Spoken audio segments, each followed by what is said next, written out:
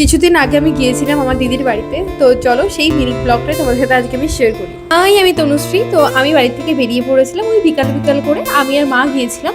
তো ওখান থেকে আমি গেলাম হচ্ছে কালীনারায়ণপুরের রাস্তায়। আমার দিদির বাড়িটা হচ্ছে ওই বঙ্কিমনগরের মধ্যে পড়ে, বঙ্কিমনগরেই পড়ে অ্যাকচুয়ালি।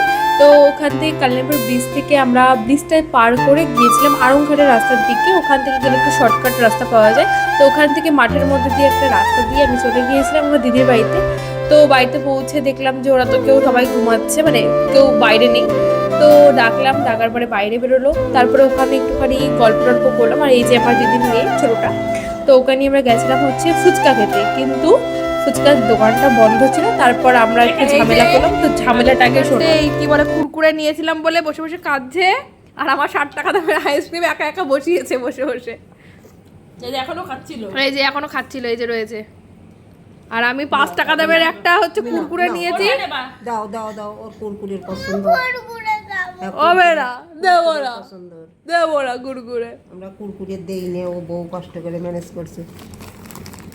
দুটো চারটে বুনিক, তারপর তুমি নেবে। এই নাও, তোমাকে বড় আইসক্রিম দিচ্ছি, তোমার ছোটটা দাঁড়া না। আর ঠান্ডা খাও না। ঝামেলা করে আমি পিসি বাড়ি ঘুরে বাড়ি চলে এসেছিলাম। তো কেমন লাগলো জানিও।